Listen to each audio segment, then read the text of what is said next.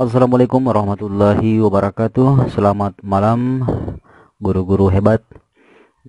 Video kali ini kita akan membahas tentang bagaimana kemudian kita menyusun TP dan ATP. Nah, di layar ini muncul yang harus diperhatikan dalam menyusun TP dan ATP, itu harus memenuhi kriteria berikut ini. Nah, yang pertama kita langsung saja. Tujuan pembelajaran TP itu terdiri dari ada 3 di sini. Yang pertama adalah kompetensi. Apa itu kompetensi? Kompetensi adalah kemampuan yang mencakup sikap, pengetahuan, dan keterampilan yang dapat didemonstrasikan peserta didik. Yang kedua, konten, yaitu ilmu atau pengetahuan inti, konsep utama, atau ekstra tambahan. Nah, atau ekstra tambahannya di sini ada nomor 3. Nah, yang ketiga ini merupakan ekstra tambahan saja, yaitu variasi.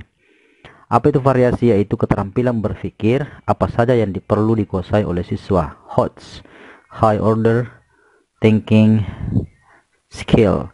Nah, jadi TP ini teman-teman perlu kita ingat bahwa TP ini itu kita bisa runutkan ya ketika kita kemudian menganalisa CP, yaitu capaian pembelajaran. Nah, kemudian selanjutnya, di sini contoh konsep tujuan pembelajaran. Misalnya saja dengan memuat 3 aspek yang telah dijelaskan. Misalkan di sini tujuan pembelajarannya adalah menjelaskan hukum Newton dengan menggunakan kata-kata sendiri dan menceritakan fenomena dalam keseharian yang menggambarkan hukum Newton. Yang kedua, merancang solusi untuk menyelesaikan permasalahan dalam bidang konservasi energi dalam skala rumah tangga. Nah, di bawah ini catatannya, jadi yang kuning ini adalah merupakan kompetensi atau kata kerja yang menunjukkan keterampilan atau aksi. Nah, ini kompetensi, jadi ini diambil dari analisa dari tujuan pembelajaran. Yang kedua, konten, materi yang dipelajari.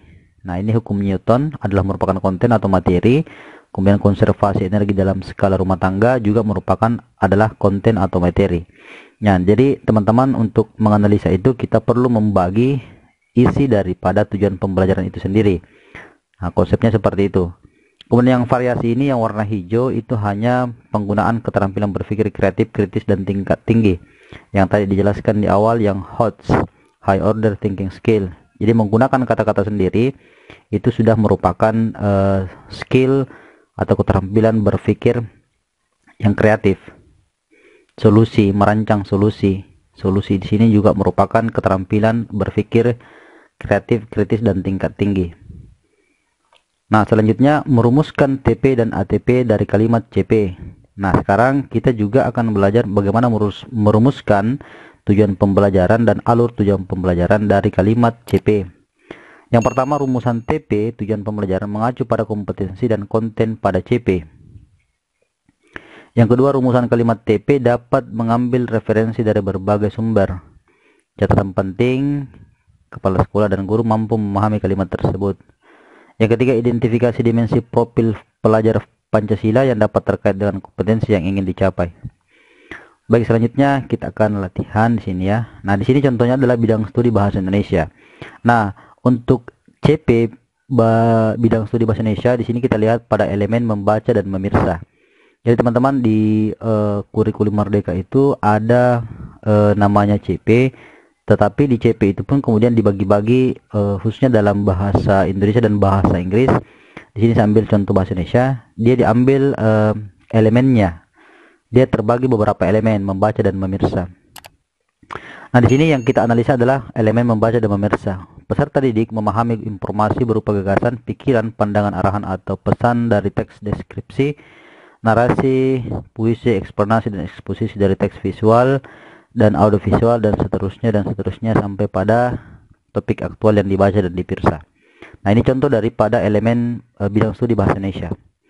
Nah, yang pertama, kalau kita melihat contoh ini maka tandanya akan seperti ini. Memahami informasi. Nah, kita tadi ingat yang kuning itu adalah kompetensi, kemudian yang hijau ini adalah konten. Teks deskripsi, narasi, puisi, eksplanasi, dan puisi dari teks visual dan audiovisual itu adalah konten atau materi yang diajarkan. Oke, nah ini pembagiannya, jenis teks, narasi, deskripsi. Nah ini tadi ya, narasi, deskripsi. Kemudian memahami informasi. Ini tadi yang kuning, memahami informasi adalah merupakan kompetensi.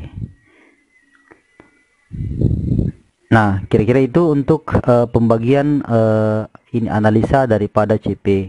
Jadi kita menganalisa CP dulu, awalnya adalah membongkar dulu, membagi dulu ke dalam dua elemen. Yang pertama materi atau pengetahuan, kemudian yang kedua adalah kompetensi.